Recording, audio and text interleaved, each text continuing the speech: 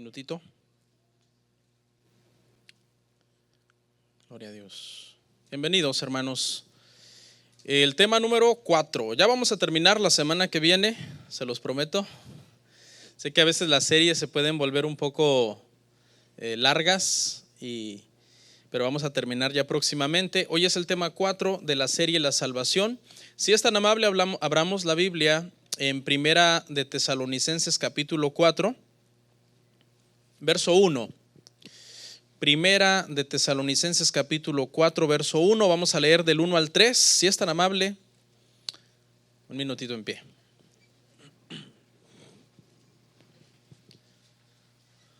Gloria a Dios. ¿Lo encontró? Leemos la palabra, hermanos. Dice: por lo demás, hermanos, os rogamos y exhortamos en el Señor Jesús, que de la manera que aprendisteis de nosotros, como os conviene, conduciros y agradar a Dios, así abundéis más y más. Porque ya sabéis qué instrucciones os dimos por el Señor Jesús, pues la voluntad de Dios es vuestra santificación, que os apartéis de fornicación. Vamos a orar, hermanos. Señor, te damos gracias. Es un privilegio que tú nos concedes el hablar tu palabra, Señor. Sé que mis hermanos en este lugar, Señor, están también listos para atesorar tus dichos, tu palabra.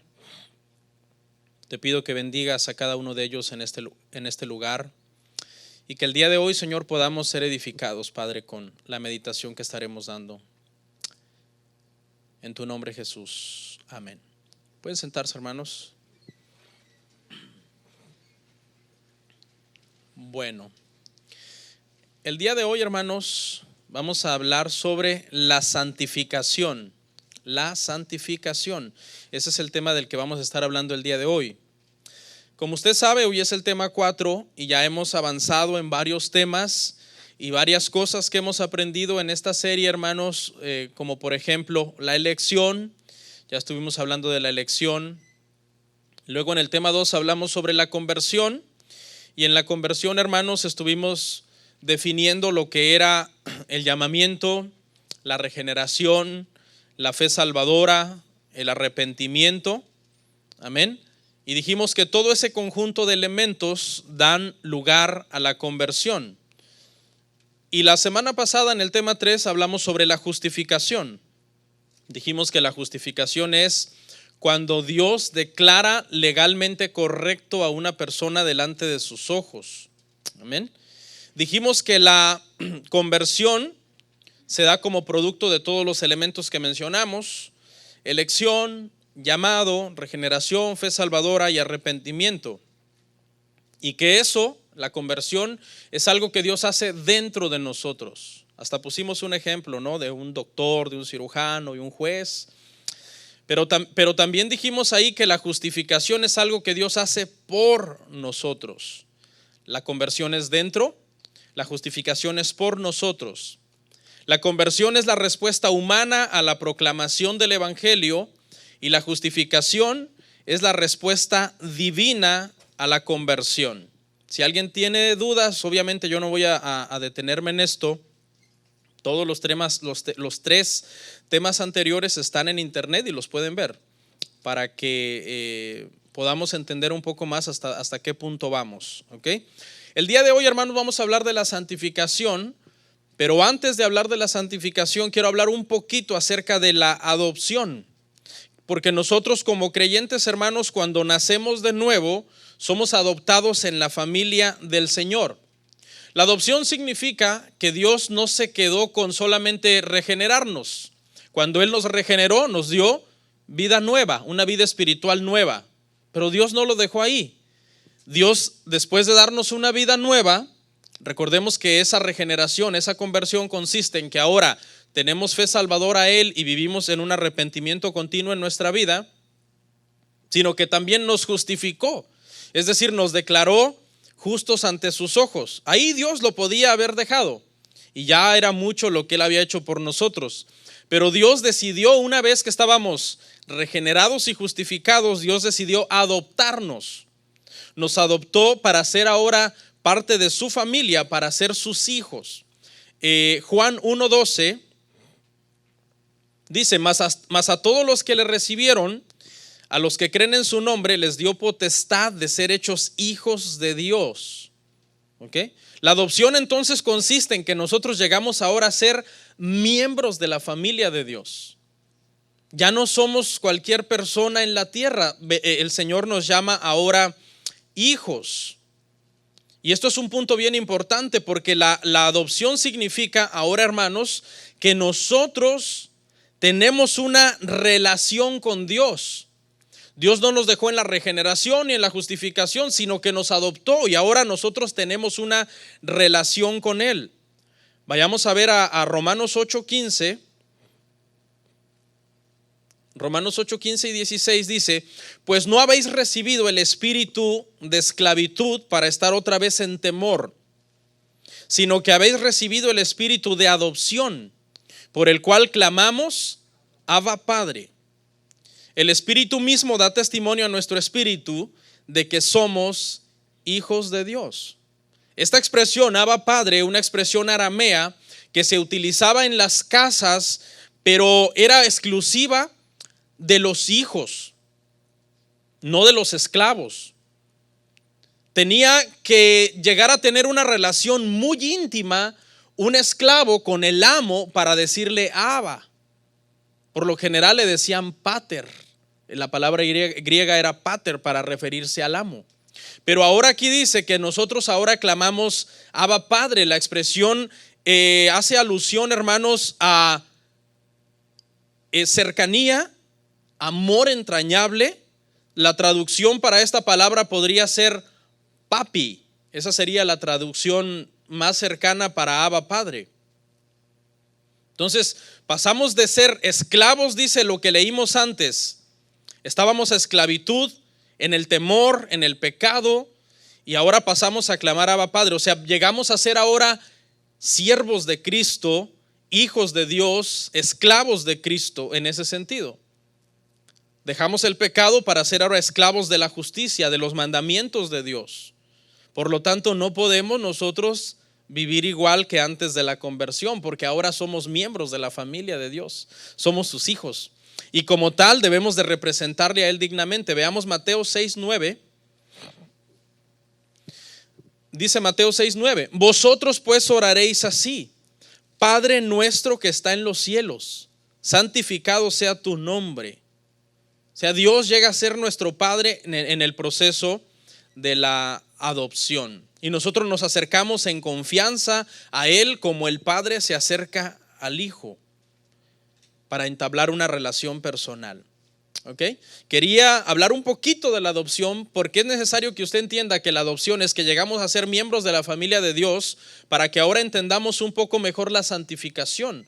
O sea, ¿por qué debemos de caminar en santificación? Porque somos hijos de Él, y como tales debemos de parecernos a nuestro Padre. Amén. Le voy a explicar rapidito una tabla que tengo ahí para que entendamos la diferencia entre la justificación y la santificación. Porque la justificación que vimos la semana pasada, quiero que nos desprendamos de ese tema y entremos a la santificación. Hay una tabla por ahí, muchachos. Mire, la justificación es la posición legal. Eso es justificación. Santificación es una condición interna. Esas son las diferencias. Justificación es una vez para siempre. O sea, la justificación no está pasando a cada rato en nuestra vida. El Señor no nos está justificando, nos justifica en el momento en que nosotros somos regenerados. La santificación continúa durante toda la vida. Nosotros durante toda la vida tenemos ese proceso de santificación. La justificación es una obra por completo de Dios. Nosotros no tenemos nada que ver en la justificación. La santificación, nosotros cooperamos. Ahora lo voy a explicar más adelante. La justificación es perfecta en esta vida. Cuando Dios nos justifica, no hay algo que le falte por justificar. Es perfecto. Y la santificación no es perfecta en esta vida. Esa es la razón por la que los cristianos fallamos. Pecamos todavía aún siendo cristianos. La justificación es igual para todos los cristianos. Cuando el Señor justifica a un cristiano, justifica de la misma manera a todos los cristianos. Todos son legalmente declarados correctos delante de sus ojos. No tienen que pagar por su pecado porque Cristo paga por ellos, y la justicia y obediencia de Cristo le es adjudicada al pecador. Pero en la santificación no. En la santificación se da más en unos que en otros. O sea, no todos los cristianos tienen el mismo nivel de santificación. Eso es un punto importante. Esa es la razón por la que en la iglesia vemos cristianos con diferentes formas de vida. Ahora, esto no justifica a los cristianos que no se esfuerzan en su santificación, pero se entiende que no todos tenemos la misma santificación. Le voy a hablar de las 3 etapas de la santificación. ¿Cuándo comienza la santificación? Vamos a ver el punto inicial de la santificación, que comienza con la regeneración. Tito 3, 4 y 5. Tito 3, 4 y 5 dice: pero cuando se manifestó la bondad de Dios, nuestro Salvador, y su amor para con los hombres, nos salvó, no por obras de justicia que nosotros hubiéramos hecho, sino por su misericordia, por el lavamiento de la regeneración y por la renovación en el Espíritu Santo. Justo en el momento en que somos regenerados por el Espíritu Santo, hermanos, inicia el proceso de santificación. Cambia la disposición del corazón de la persona. Ya no tiene la misma relación con el pecado. Escuche 2 cosas que hace la regeneración. La primera, te vivifica espiritualmente. O sea, recibes una nueva vida espiritual. Esa es la primera cosa que hace la regeneración en ti. La santificación. Pero la segunda es que te da muerte al pecado. O sea, tú quedas muerto al pecado. ¿Se acuerda que la expresión muertos en el pecado es antes de ser regenerados? Antes de ser regenerados estábamos muertos en el pecado. Eso significa que nos deleitábamos en el pecado. Eso es estar muerto en el pecado. Pero ahora, después de la regeneración, quedamos muertos al pecado. Significa que ha sido declarado un divorcio entre nosotros y el pecado. Porque es la única forma de que usted se pueda casar con Cristo, que se declare un divorcio entre usted y el pecado. De otra manera, no puede usted casarse, estamos hablando metafóricamente, con Cristo, porque usted no está muerto al pecado. Veámoslo cómo lo enseña Romanos 6:11. Así también vosotros consideraos muertos al pecado, pero vivos para Dios en Cristo Jesús, Señor nuestro. Es exactamente ahí cuando comienza la santificación. Muerto al pecado. Ahora el pecado ya no te agrada. Ahora el pecado te resulta vergonzoso, te resulta aborrecible. Fallas, pecas, porque todavía los cristianos siguen pecando, y te sientes mal, te sientes redarguido, te sientes reprendido, te sientes avergonzado. Si eso no está pasando en tu vida, entonces es probable que no estás muerto al pecado, y entonces no ha habido regeneración. Cuando comienza la santificación suceden esas 2 cosas, hermano: nueva vida espiritual y muerte al pecado. ¿Ok?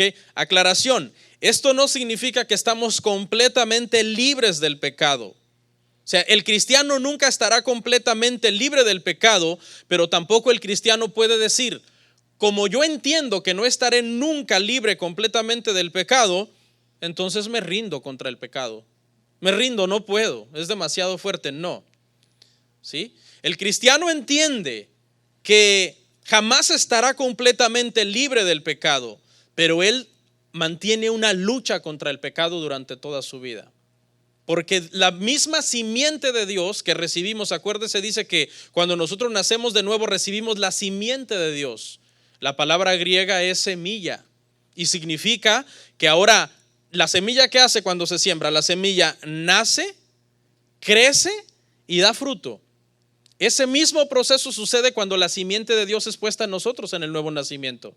La semilla de Dios está en nosotros, nacemos a una nueva vida espiritual, crecemos como cristianos y luego damos frutos de santificación. Entonces, por ejemplo, le voy a dar un ejemplo práctico.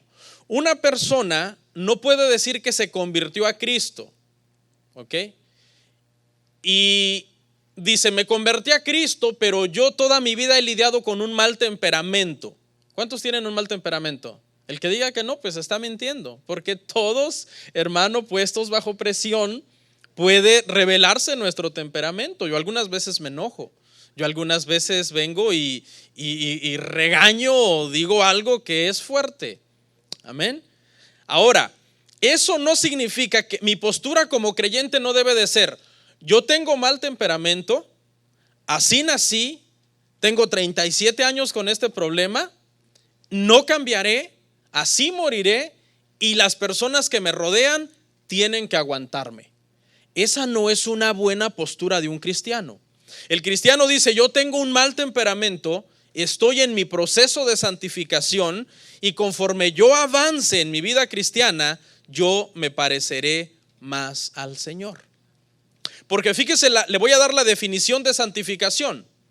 Escuche, santificación es una obra progresiva de Dios y del hombre que nos lleva a estar cada vez más libres del pecado. Cada vez más libres del pecado. Y que seamos cada vez más semejantes a Cristo. Me parece que ahí está la definición en pantalla. Es una obra progresiva de Dios y del hombre. Cada vez usted peca menos y cada vez se parece más a Cristo. Porque la pregunta es, si usted sigue pecando igual que antes de ser cristiano, entonces ¿de qué le salvó el Señor? O sea, ¿de qué le salvó? O sea, ¿en qué momento, qué pasó con la semilla de Dios que fue sembrada en usted en el nuevo nacimiento? ¿Qué pasó? ¿No hubo ningún efecto? ¿No nació? ¿No germinó? ¿No creció? ¿No dio fruto? Entonces la conversión no es genuina. Amén. Y no es mi doctrina, es una doctrina bíblica. Ok. Ahora veamos acá. Entonces la primera etapa de la santificación, hermanos, es que inicia en el momento de la regeneración. Ahí nace la chispa de la santificación. De dos formas: con nueva vida espiritual y con muerte al pecado. Veamos un texto que nos lo afirma y nos lo aclara. Romanos 6:17. Ahí mismo en el pasaje anterior que vimos fue Romanos 6 también. Solamente vaya al verso 17. Vea lo que dice: pero gracias a Dios que aunque erais esclavos del pecado, así es como estábamos nosotros antes, esclavos del pecado, habéis obedecido de corazón, aquella forma de doctrina a la cual fuisteis entregados. Ese es el llamamiento del evangelio. Cuando respondimos al llamamiento eficaz del evangelio y libertados del pecado, vinisteis a ser siervos de la justicia. Éramos esclavos del pecado, pero una vez que la doctrina bíblica, la simiente de Dios está en nosotros, somos libertados de ese pecado y venimos a ser siervos de la justicia. Punto 2, etapa número 2 de la santificación. La santificación va en aumento a lo largo de la vida. ¿Ok? La santificación tiene un punto específico de nacimiento, nace con la regeneración, pero no termina al día anterior, ni termina la semana anterior, o el mes que viene, o el año que viene. No, eso continúa durante todo el tiempo que nosotros estemos vivos. ¿Y por qué no termina la santificación rápido? Porque eventualmente el Señor sabe que nosotros, aunque ya somos convertidos, vamos a pecar. Entonces por eso la santificación no termina inmediatamente, sino que es un proceso que se alarga durante toda nuestra vida. ¿Ok? Con la diferencia, hermanos, que antes de que usted era cristiano, usted crecía en maldad, usted crecía en pecado. Esa era nuestra naturaleza cuando estábamos muertos en pecado. Nos íbamos haciendo cada vez más malos, porque la conciencia se va cauterizando, se va insensibilizando, y una cosa pequeña lleva a otra. Ahora en la santificación es al revés. En la santificación crecemos en santificación. Cada vez, por ejemplo, yo no creo que usted siga siendo el mismo que hace 5 años en carácter, o que hace 10, o que hace 15, si usted tiene 15, 20 años en el evangelio. ¿Qué pasaría si usted sigue siendo el mismo? Ahorita lo va a comprender, más adelante daremos una respuesta a esta pregunta. ¿Ok? Segunda de Corintios 3:18. Mire lo que debe de pasar en la vida de un creyente en su proceso de santificación. Dice: por tanto nosotros todos, mirando a cara descubierta como en un espejo la gloria del Señor, somos transformados de gloria en gloria en la misma imagen, como por el Espíritu del Señor. O sea, la santificación en un cristiano sano debe de ser un camino de ascenso, de gloria en gloria. Ahora, más adelante aclararé que no es un ascenso continuo ni que jamás es interrumpido, porque aún el cristiano más consagrado en este mundo falla. Pero ahorita lo veremos conforme avancemos. Pero el mismo apóstol Pablo, siendo el mismo apóstol Pablo, sabía que su santificación no había sido completada. Mire, vayamos a Filipenses 3:13. Leamos el 13 y el 14, hermanos. Dice: hermanos, yo mismo no pretendo haberlo ya alcanzado, pero una cosa hago, olvidando ciertamente lo que queda atrás y extendiéndome a lo que está delante, prosigo a la meta, al premio del supremo llamamiento de Dios en Cristo Jesús. Entonces, si a Pablo le faltaba, usted imagínese a nosotros. O sea, a nosotros nos falta bastante, hermano. ¿Me puede usted mencionar al miembro que sea de esta congregación? A todos nos falta. Él dice: yo me sigo extendiendo al blanco perfecto. El blanco perfecto es Cristo. Nadie que ha pisado esta tierra ha sido más santo que Cristo. Cristo, hermanos, dice que no fue hallado ningún pecado en él. ¿Ok? Entonces es necesario, hermanos, aquí en este punto, que se declare el divorcio entre usted y el pecado para que usted pueda casarse con el Señor. Y 3, veamos la tercera etapa. La santificación se completa de dos maneras diferentes al final de nuestra vida. ¿Okay? Este punto quizás va a ser nuevo para algunos de ustedes. Es la primera vez que lo estoy enseñando desde este punto de vista teológico. Vea, ¿por qué de dos maneras, pastor? ¿Por qué la santificación se completa de dos maneras al final de mi vida? Primero, con la muerte física se completa la santificación del alma. ¿Okay? Cuando usted ya es cristiano, pero usted en su alma, usted tiene luchas, usted tiene tentaciones, usted tiene dificultades, usted a veces falla, usted a veces peca. Todos fallamos, pecamos de una u otra manera, unos en más pecados más groseros que otros, pero todos pecamos. ¿Ok? Entonces fíjese lo que pasa, hermano, cuando su cuerpo se muera, ese cuerpecillo que usted tiene ahí, que usted lo cuida bastante, cuando su cuerpo se muera, ¡pum!, su alma es hecha perfecta, perfecta. Vamos a verlo, Hebreos 12:23. Hebreos 12:23. Dice: a la congregación de los primogénitos que están inscritos en los cielos, a Dios el juez de todos, a los espíritus de los justos hechos perfectos. ¿Okay? En el cielo no puede entrar nada impuro. Cuando el alma y el espíritu son desprendidos del cuerpo, ¿qué pasa? Son hechos perfectos. Y en ese momento la santificación del alma se completa. Pero hay una santificación que todavía no se completa en usted, y es la santificación del cuerpo. Pastor, ¿y cuándo se hace la santificación del cuerpo? Porque acuérdese que somos espíritu, alma y cuerpo. Veámoslo en 1 Tesalonicenses 5:23. Dice: y el mismo Dios de paz os santifique por completo, y todo vuestro ser, espíritu, alma y cuerpo, sea guardado irreprensible para la venida de nuestro Señor Jesucristo. No sé cuál sea su postura con respecto a que si somos una tricotomía o una dicotomía, no lo sé. Okay, porque la diferencia entre estas dos palabras es que algunos creen que somos espíritu, alma y cuerpo. Eso es una tricotomía. Y la diferencia es que otros dicen que este versículo significa que el espíritu y el alma son uno solo, que están juntos, uno solo. Okay, que el espíritu es parte del alma, y entonces eso se cree que es una dicotomía.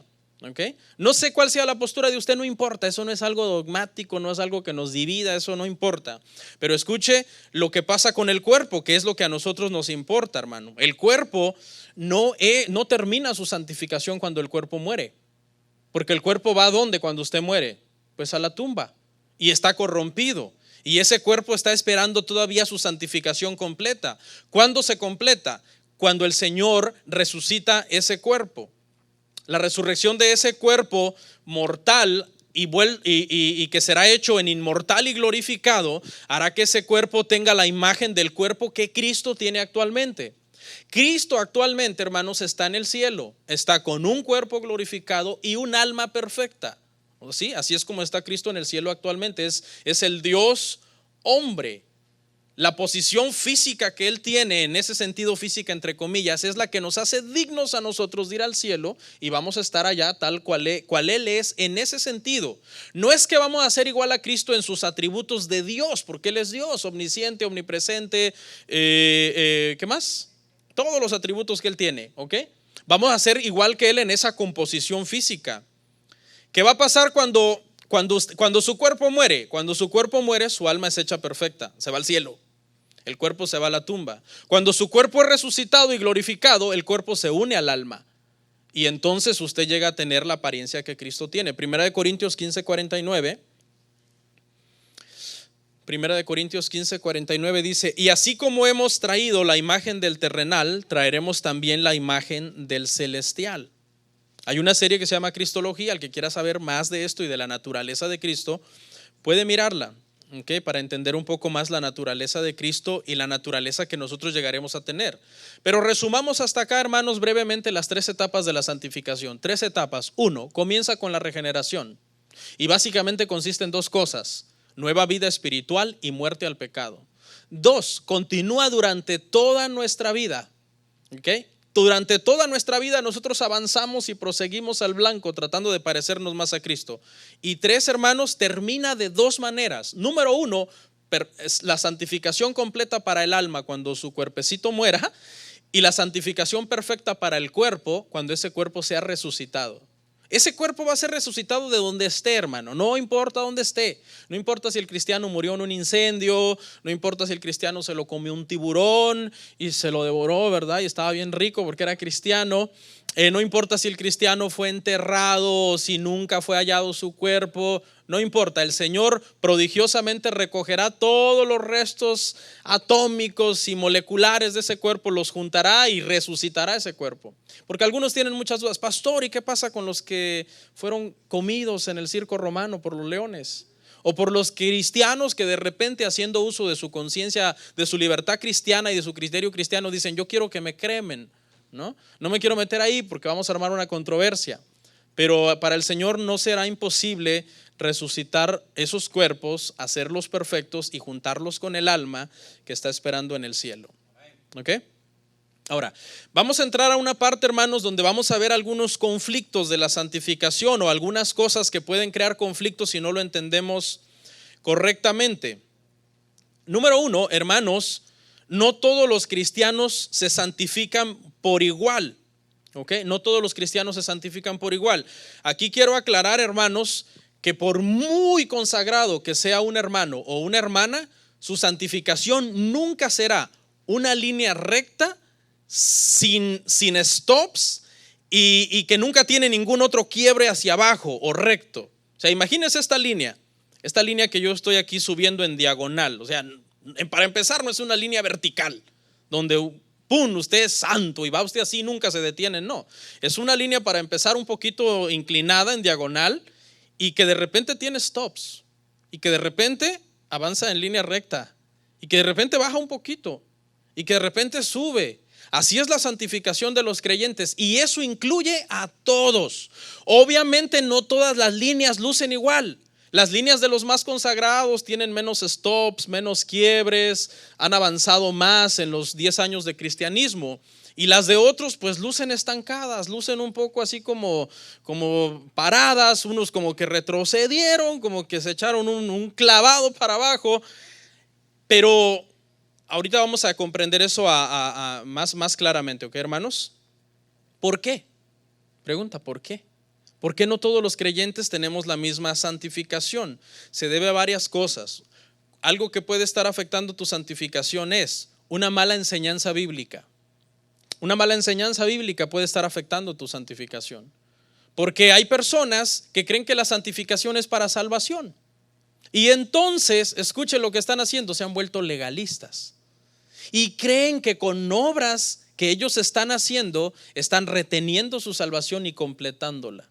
Eso es una mala enseñanza. El otro extremo, una enseñanza libertina, que no ha enseñado a los cristianos que deben de parecerse a Cristo. Y entonces se quieren llevar un evangelio demasiado relajado con la excusa de que somos salvos por gracia. ¿Qué otra cosa puede estar afectando tu santificación? No juntarte con buenas influencias o juntarte con personas incrédulas que te van a estar contaminando, que te van a decir todas sus quejas que tienen de la iglesia, todos sus argumentos que tienen contra los pastores, contra los cristianos, contra el evangelio. Eso también puede afectarte. O sea, tú ya eres cristiano y tu salvación es por gracia, pero esas personas, si tú no eres una influencia para ellos y ellos sí para ti, están afectando tu santificación. Te están contaminando, por decirlo así, de una manera. ¿Qué más? No prestar atención a la lectura de la palabra es algo que también afecta tu santificación. Porque Jesús, orando al Padre, dijo: Padre, santifícalos ¿en qué? En tu palabra. ¿Tu palabra es qué? La verdad. La palabra es el espejo, hermanos, que nosotros nos paramos frente a él y nos dice nuestras fallas, nuestros defectos, para que nosotros los corrijamos. No es para que nosotros nos quedemos ahí diciendo: sí, ya los vi, pero de todos modos no se puede completar jamás en esta tierra. ¿Para qué me esfuerzo? Ahorita vamos a llegar a ese punto. ¿Ok? ¿Qué otra cosa? La falta de oración. Acaban de hacer estudios recientes, hermano. Hace muchos años hicieron estudios y los estudios decían que quienes más oraban eran los musulmanes. Esos estudios ya están obsoletos, ya pasados de moda. Ahora han hecho estudios recientes, son una vez más estadísticas, universidades cristianas. ¿Y qué cree? La cantidad de tiempo que antes oraban los cristianos ha disminuido, hermano, pero notablemente. Notablemente. Me parece que hace años el promedio de oración de un cristiano era media hora al día. Los que más oraban eran los musulmanes, como 3 horas, ¿no? Pero ¿qué crees? A media hora ha bajado rotundamente, hermano, según estadísticas. Gracias a Mark Zuckerberg, el creador del Facebook, para los que no se hagan. Ya hoy los cristianos, hermano, nada más tienen la fuerza suficiente de decir amén por esta agua, amén por esta almohada, Señor, guárdame del policía. Las clásicas oraciones breves: Señor, se van los niños a la escuela, guárdalos, Padre, llévalos con bien y tráelos con bien, amén. O sea, está comprobado, hermano, que actualmente un cristiano que se encierra en su cuarto, dobla rodillas y pone seguro para que no vengan los niños a interrumpir, o le dice a su esposa, a su esposo: voy a orar un ratito, eso ya no existe. Eso ya se extinguió, hermanos. Entonces, precisamente esa es una de las razones por las que la santificación de muchas personas, escuche, pueden pasar años en el mismo lugar, estancados, o en el peor de los casos, retrocediendo a volver una vez a prácticas que antes había dejado ya. Un cristiano que descuida su santificación, puesto bajo presión, puede echarse unas maldiciones. ¿Significa eso que perdió su salvación? No, pero anda muy mal en su vida espiritual. Anda muy mal en su santificación, en su temor del Señor. Obviamente, si usted pasa viendo películas, programas, canciones que dicen maldiciones, en cualquier ratito a usted se le van a salir. Porque a eso añádale que usted no lee la Biblia, que usted no ora, que se junta con personas que tienen un montón de críticas contra el evangelio, que usted casi no se congrega. ¿Qué va a pasar? ¿Su santificación cómo va, hermano? Va así, mi hermano, en zigzag, pero para abajo. Ese es el problema. Entonces, aclaremos aquí algo: la santificación nunca se completará en esta vida. Hay una corriente que dice que sí. Han sacado algunos versos de contexto. Veamos uno, Mateo 5:48, para que entendamos esto, porque algunos dicen: bueno, es que aquí hay versos que dicen que sí podemos llegar a ser perfectos. Mateo 5:48, Jesús dijo: sed pues vosotros perfectos como vuestro Padre que está en los cielos es perfecto. Algunos interpretan este verso que si Jesús te dice que seas perfecto es porque Él sabe que puedes llegar a ser perfecto. O sea, porque no te estaría pidiendo algo que Él sabe que tú no puedes llegar a hacer. Pero esa es una forma errónea de acercarnos al versículo.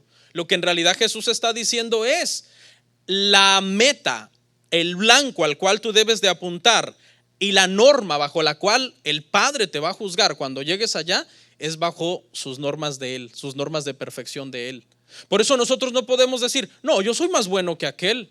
No, pues si tú no te debes de comparar con aquel o con aquella, tú te debes de comparar ¿con quién? Con Cristo. Porque Él es el modelo de santidad. Más adelante lo vamos a ver. ¿Okay? Eso es lo que ese verso significa. No se puede entonces la santificación completar en esta vida. ¿Cómo sabemos que ese verso significa eso? Porque vea lo que dice Primera de Reyes 8:46. siempre interpretando un verso a la luz de otro. Si pecaren contra ti, porque no hay hombre que no peque. ¿Ya ve?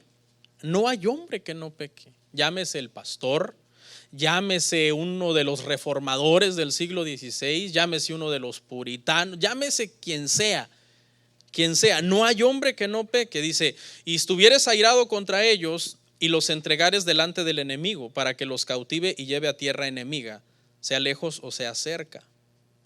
Ahora voy a dar dos advertencias aquí, dos advertencias de no malinterpretar esto de que la santificación no se completará en esta vida. Dos peligros. Número uno, bueno, pues como no se completará en esta vida, no me esforzaré. Una excusa para ser de alguna forma un vago espiritual.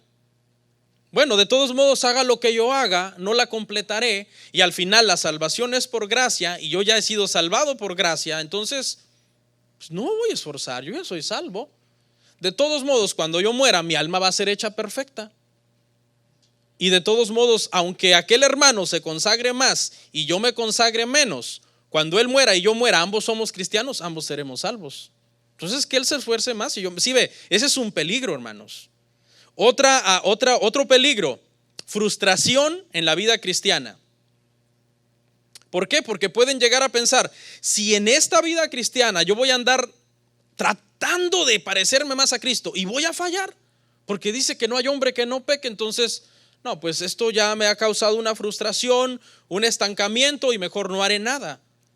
Muchas personas toman esta postura con respecto al cristianismo. Entonces, escuche, usted debe de entenderlo así, no la completaré en esta vida, pero Dios manda en su palabra que yo me esfuerce por incrementarla. Es nuestro deber incrementar la santificación en nuestra vida, pero no lo entienda desde el punto de vista legalista. Ahorita vamos a ver. ¿Ok? ¿Qué pasa cuando una persona nace de nuevo? Pero genuinamente, ¿ok? Los primeros pecados que dejamos, hermano, son los pecados más visibles, ¿sí o no? Usted maldecía antes, ahora ya no maldice. Usted era una persona que era infiel, ¿verdad? Era inmoral sexualmente, y ahora va y le dice a su esposa, ya, mi amor, me convertí, nunca más te voy a volver a fallar. Y le da la lista de las 50 con las que estuvo. No, hay hombres que pues hacen eso, ¿no? O hicieron eso. Que esos pecados se dejan. Ya la persona va a la iglesia y se ve bien calmado, tranquilo. Los pecados visibles a otros son los primeros y los más fáciles de dejar, porque el Señor está trabajando en uno. Yo recuerdo el último cigarro que me fumé después de ya ser cristiano, porque acuérdese, hermano, que uno sigue pecando. Ahorita se lo voy a explicar, ¿ok? Porque ahora no entienda usted que cuando usted nace de nuevo inmediatamente es liberado del pecado. Yo me acuerdo que yo me convertí a Cristo y el último cigarro que me estaban dando me lo estaba fumando y empecé a sentir una gran pena y una gran vergüenza, como que alguien me estaba viendo. Y le había dado unas 2 que 3 ahí jaladitas y ya no pude más. ¿Ok? ¿Por qué? Porque ha iniciado el proceso de santificación en nosotros. ¿Cómo inició? Dándonos muerte al pecado y dándonos una nueva vida espiritual. Pero ¿sabe cuáles son los pecados que yo todavía a estas alturas sigo lidiando con ellos? Y usted y el presidente y el pastor más consagrado del mundo y quien sea, son los pecados más internos de nuestro corazón. Como por ejemplo las actitudes. ¿Cuántos de ustedes de repente no agarran una mala actitud contra alguien? Todos estamos exentos a agarrar una mala actitud contra alguien. Porque quizás dijo algo, porque malinterpreté algo que dijo, porque no me saludó. Los pecados internos del corazón, las motivaciones del corazón. ¿Cuál es tu motivación cuando estás haciendo algo? ¿Ok?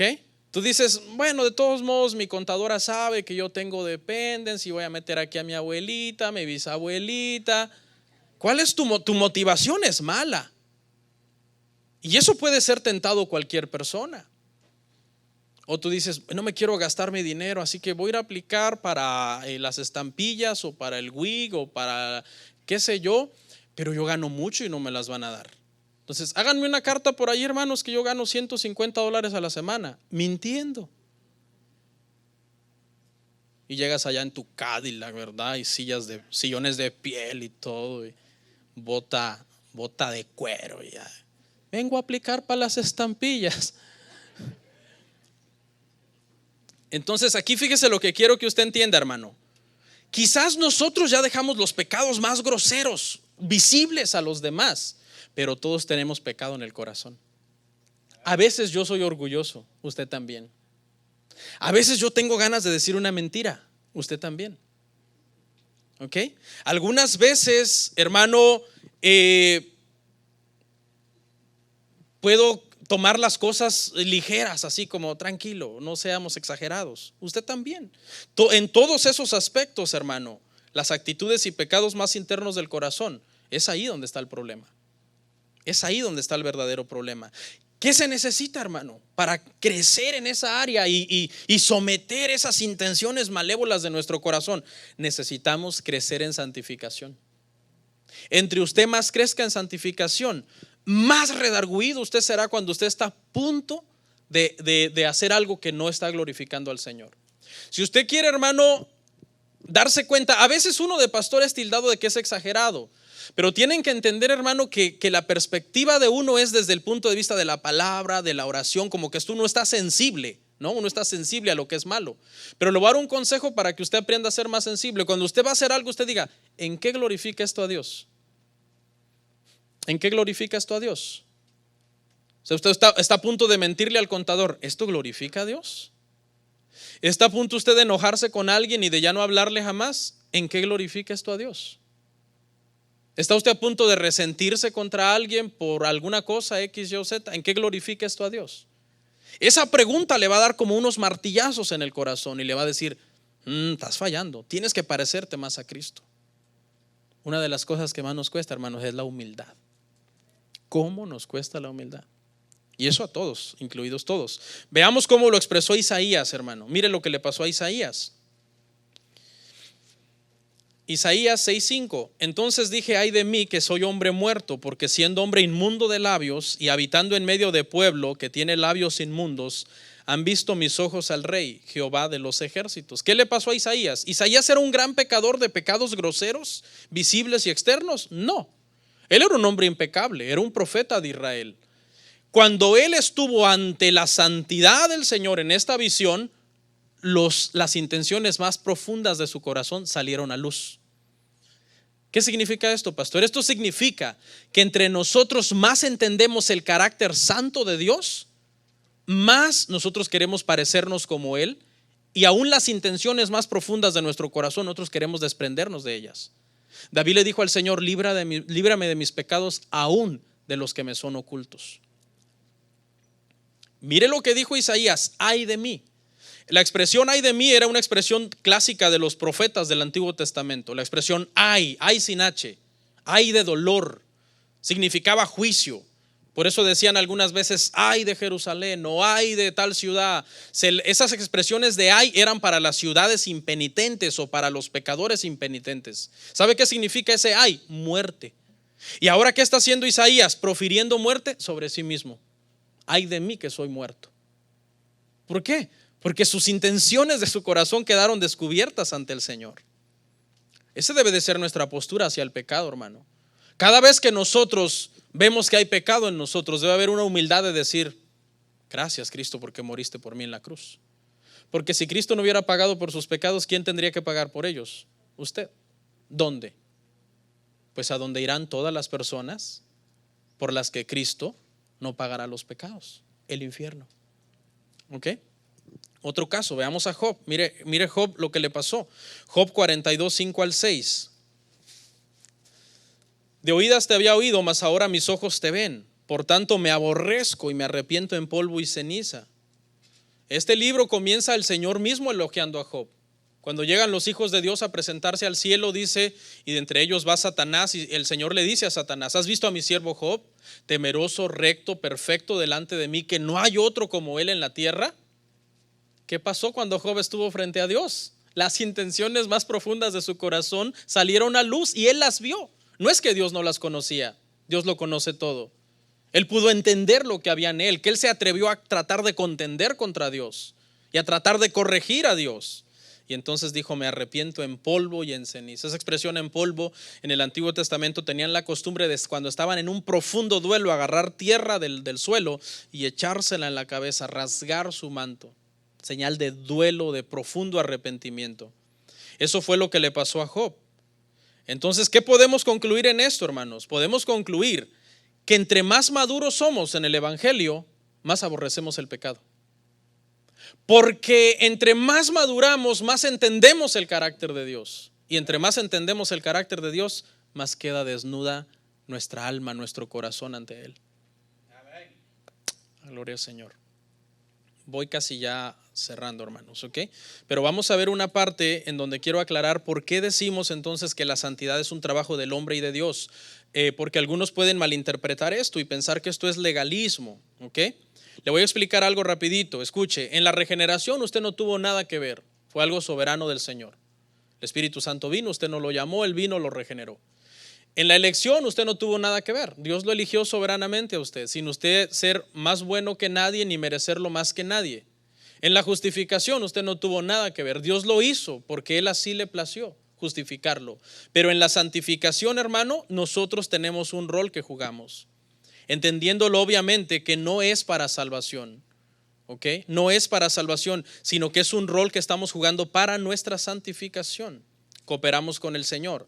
Veamos las partes del Señor, escuche, y luego vamos a ver la parte de nosotros. La parte del Señor. Primero que nada, 1 Tesalonicenses 5:23 dice, es un texto que ya hemos visto varias veces hoy, que el mismo Dios de paz nos santifica por completo, todo vuestro ser, espíritu, alma y cuerpo sea guardado irreprensible para la venida de nuestro Señor Jesucristo. ¿Okay? Eso ya lo entendimos, que es Dios el que inicia el proceso de santificación en la regeneración. Veamos entonces las funciones de Dios en la santificación. Número 1, Dios manda al Espíritu Santo para empezar la obra santificadora. Primera de Pedro 1:2. Voy a leer rápido estas citas. Anótelas. Elegidos según la presencia de Dios, Padre, en santificación del Espíritu, para obedecer y ser rociados con la sangre de Jesucristo. Gracia y paz os sean multiplicadas. El primer trabajo que el Señor hace es, cuando nos elige, mandar que el Espíritu Santo inicie en nosotros una obra de santificación. ¿Okay? Número 2, nos da un modelo de santidad a seguir. Sabemos que es Jesús. Primera de Juan 2:6. El que dice que permanece en Él debe andar ¿cómo? Como Él anduvo. El que dice que permanece en Él debe de andar como Él anduvo. O sea, Cristo es el modelo perfecto. El Señor, por medio del Espíritu Santo, nos vivifica para que estemos muertos al pecado y ahora nos dice, este es mi hijo, este es el modelo a seguir. Parezcanse a Él. ¿Ok? 3, provoca que deseemos la santificación. Filipenses 2:13. Porque Dios es el que en vosotros produce así el querer como el hacer por su buena voluntad. Eso es obra del Señor. El Señor es el que va poniendo el querer como el hacer por su buena voluntad. Y 4, hermanos, Dios disciplina a sus hijos que no sigan la santidad. Hebreos 12:6. Porque el Señor al que ama disciplina y azota a todo aquel que recibe por hijo. Esa es la razón por la que existe la disciplina. La disciplina existe porque los cristianos pecamos y porque los cristianos fallamos. Si el cristiano al nacer de nuevo nunca más volviera a pecar, la disciplina no existiría, ni de Dios ni de la iglesia. La iglesia jamás tendríamos que disciplinar, sería perfecto. Nunca tendríamos problemas, nos llevaríamos súper bien, ¿verdad? Todo saldría bien. Pero como somos seres que pecamos, entonces surgen conflictos, problemas. Hay hermanos aquí que son tentados a un pecado y de repente pecan, cayeron en la tentación. Hay pecados muy groseros que definitivamente no pueden ser pasados por alto. Hay otros pecados que como quiera son pasados por alto, ¿sí o no? Porque si ningún pecado fuera pasado por alto, yo no podría estar hoy acá. Tendrían ustedes que disciplinarme a mí. Pero por ejemplo, ayer me enojé con mis hijos porque andaban ahí portándose mal. ¿Se imagina que me disciplinaran por eso? Entonces, ¿quién va a predicar hoy? Y usted también. O sea, todo el que sube aquí al altar se le pasan pecados por alto. ¿Sí entendemos ese punto, hermanos? No hay ninguno perfecto acá.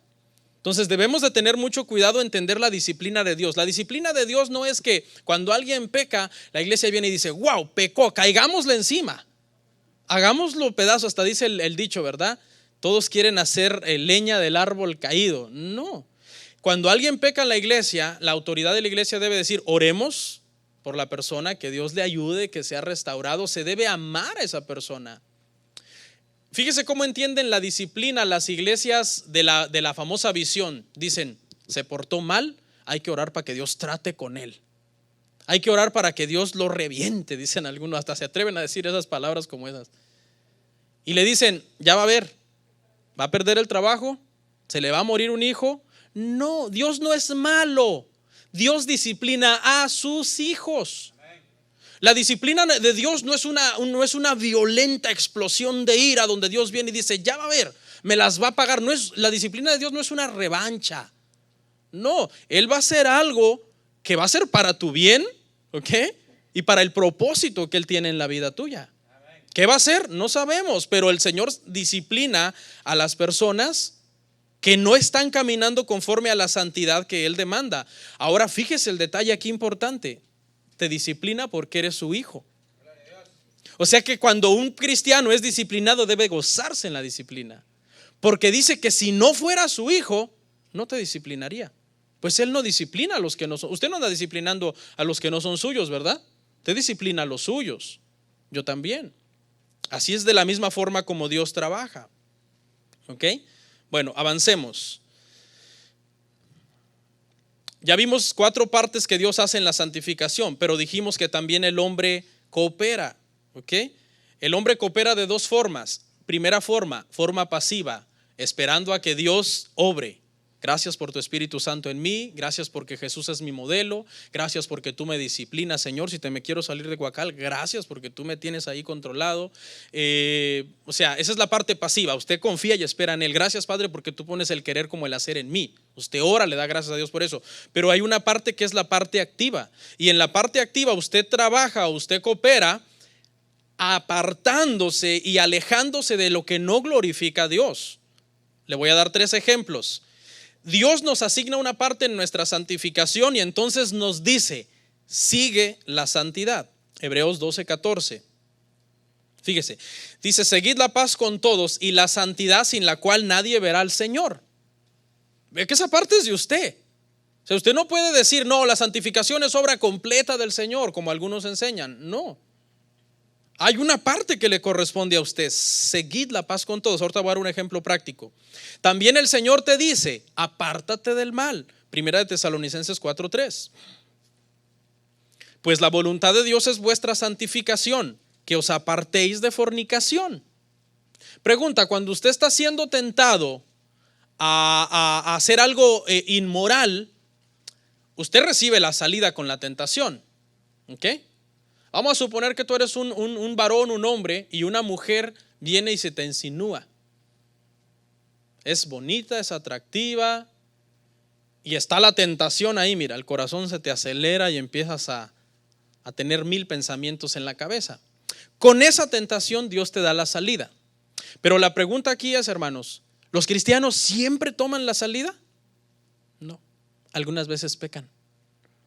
La salida está ahí. Si los cristianos siempre tomáramos la salida, nunca pecaríamos. Pero algunas veces los cristianos no toman la salida y pecan. Entonces es responsabilidad ahí tuya tomar la salida. Dios no te dice, ok, yo te doy la salida y al mismo tiempo te voy a agarrar de la mano y te voy a sacar de aquí. No, porque Dios está probando de alguna forma tu madurez y tu consagración, tu temor a Él. ¿Por qué José ante esta tentación no sucumbió, hermano? ¿Se acuerda de José?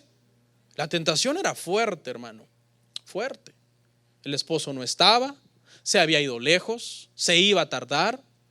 La mujer es probable que era atractiva, hermosa. Él era un joven soltero, en abstinencia. O sea, todos, y le buscamos los agravantes, hermano. José, ¿pero qué fue? ¿Qué fue lo que él dijo? Lejos sea de mí que haga yo esto contra el Señor, que peque yo contra el Señor. Pregunta, si José se hubiera quedado ahí con la señora, ¿cree usted que hubiera dicho José, aquí voy a quedar sentado, no va a pasar nada, señora? ¿Qué más? Sígame diciendo qué quiere hacer, porque dice que la señora le decía cada día, duerme conmigo,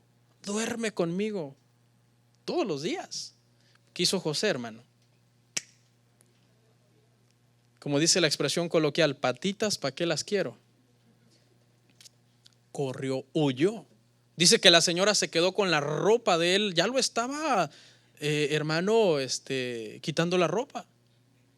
Ya lo estaba quitando la ropa a José. Y José huyó. ¿Ok? Pero bueno, José, pues era José. Nosotros tenemos que crecer en santificación. ¿Qué más dice la palabra? La palabra dice, límpiate de contaminación. 2 Corintios 7:1. Así que, amados, puesto que tenemos tales promesas, limpiémonos de toda contaminación, de carne y de espíritu, perfeccionando la santidad en el temor de Dios. Esa es la parte donde nosotros entramos y donde nosotros tenemos que tener una parte activa y una parte de esfuerzo. Usted no debe descuidar el esfuerzo activo en su santificación. Amén. Por ejemplo, ¿congregarse es bueno? Sí, congréguese. Es parte de su esfuerzo. ¿Congregarse salva? No, no salva, porque la salvación es por gracia. Pero usted se congrega ¿por qué? Porque es un mandamiento. Y obedecer la palabra de Dios lo ayuda ¿a qué? En su santificación. ¿Aportar dinero a la iglesia salva? No, porque la salvación es por gracia. Pero usted da porque sabe que es una forma en que Dios trata con su corazón, para ver usted cómo está en ese sentido de idolatría, de mezquindad, de inconsciencia. ¿Ok? Entonces, usted le corresponde una parte activa que conscientemente usted la debe lograr. Si usted no hace esas cosas, usted está siendo negligente y está siendo perezoso, no está siendo esforzado en ese sentido.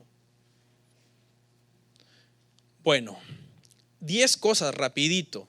10 cosas que deben de motivarlo usted en su santificación. No voy a dar versos porque ya se me fue el tiempo, pero escuche. Número 1, nuestra santificación debe ser motivada por amor a Dios. Por amor a Dios. Jesús dijo, si me amáis, guardad mis mandamientos. Es la principal razón por la que nosotros crecemos en santificación, por amor a Dios. Número 2, para mantener una limpia conciencia ante Dios.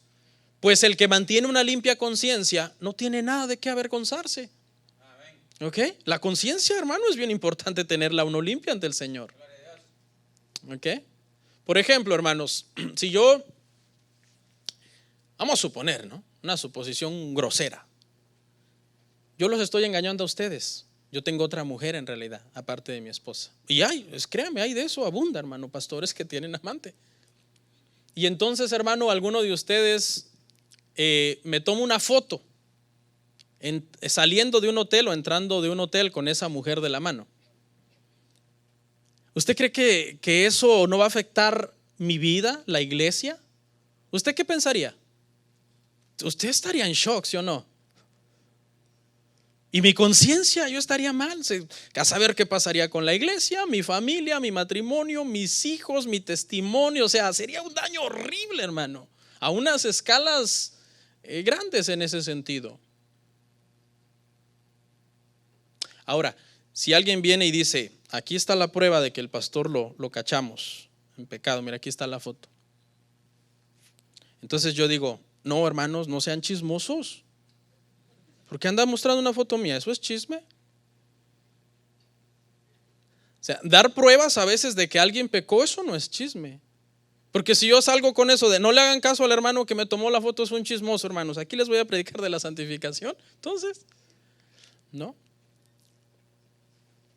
Es bueno entonces, hermanos, que nosotros tengamos una conciencia tranquila, una conciencia limpia ante Dios.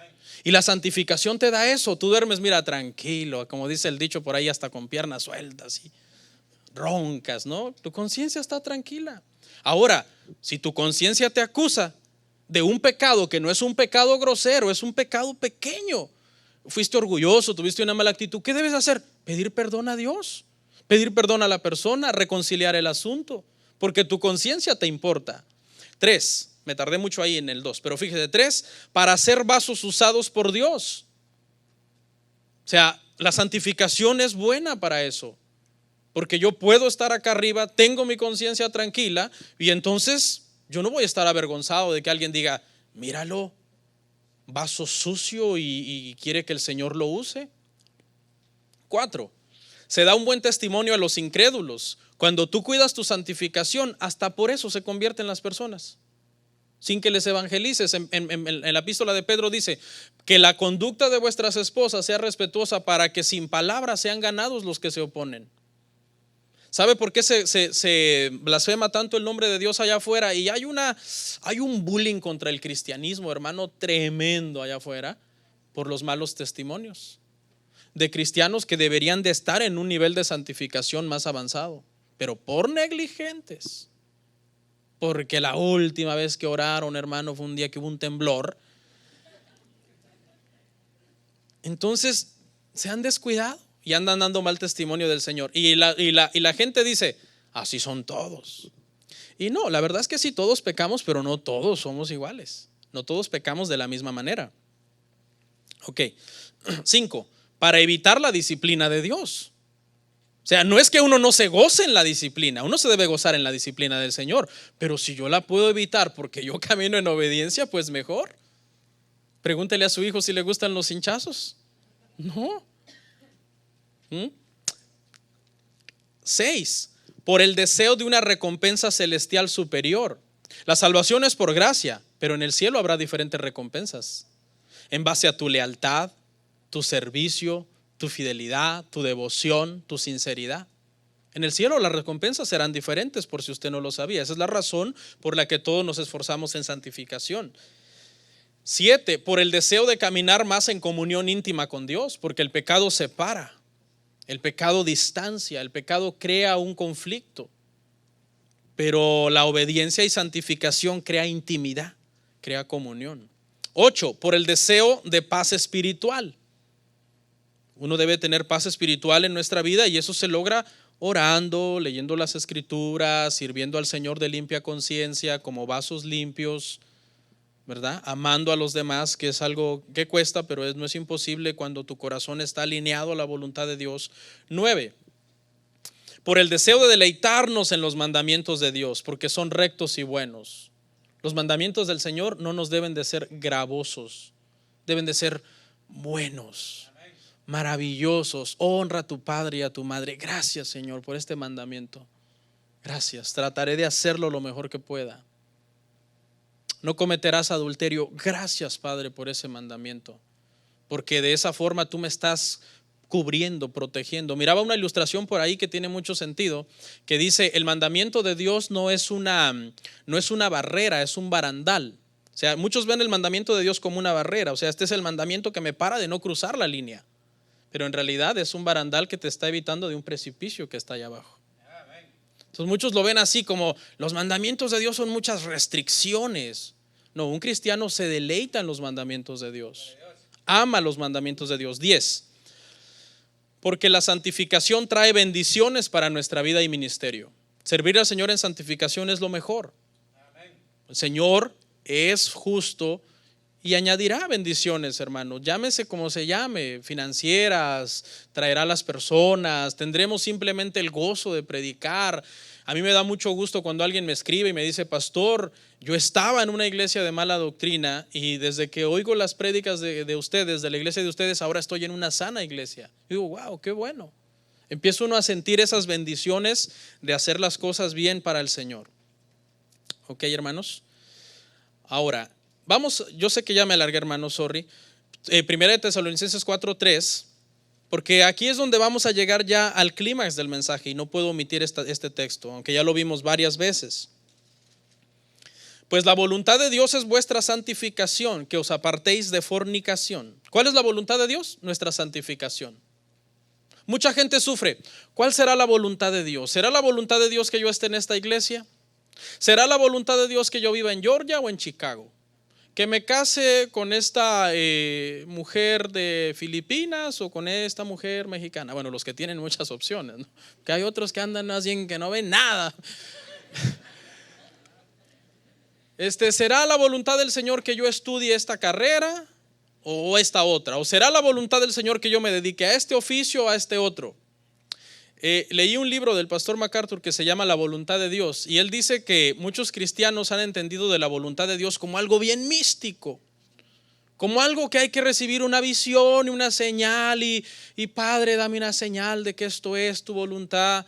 Como él pone el ejemplo como cuando se juega un juego que los niños juegan en donde se esconde un objeto.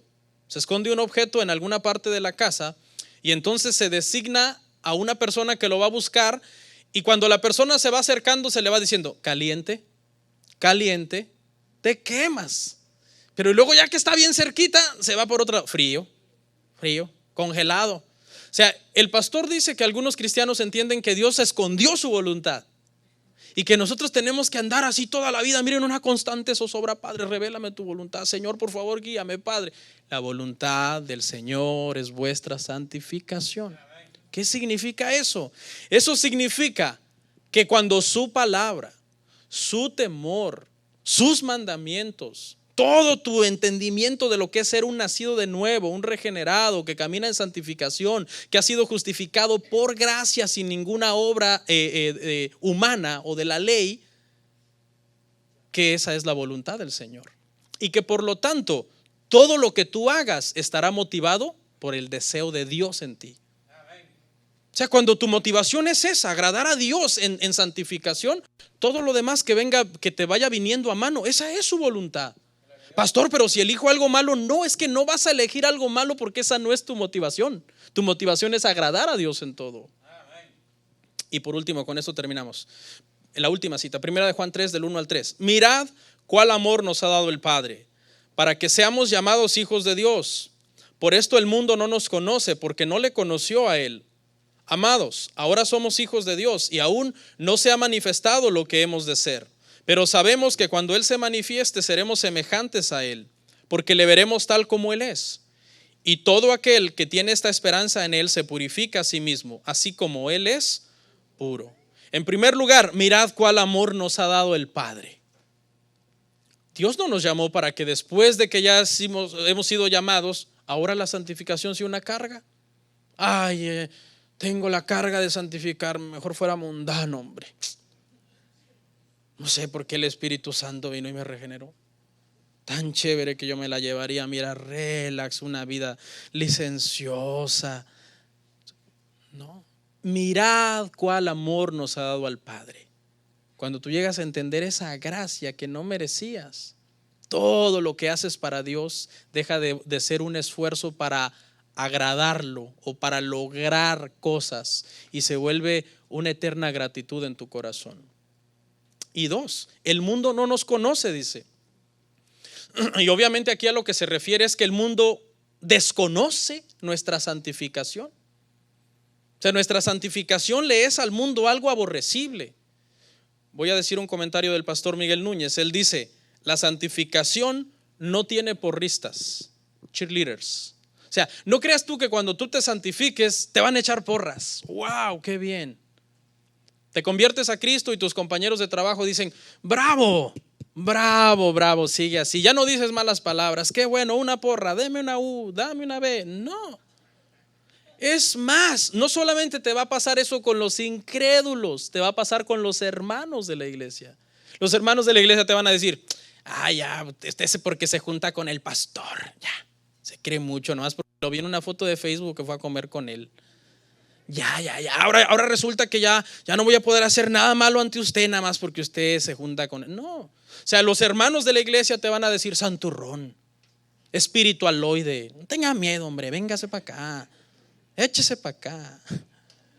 No, la santificación no tiene porristas. La santificación lo que tiene son burlones, porque el mundo no nos conoce. El mundo no nos conoce, no entiende por qué nosotros no corremos en la misma carrera de desenfreno de ellos. Ellos te van a decir: yo sé que eres cristiano, pero vente, vamos a hacer algo malo acá. Siempre tratando de influenciarte. Y con eso terminamos, hermanos. Amén.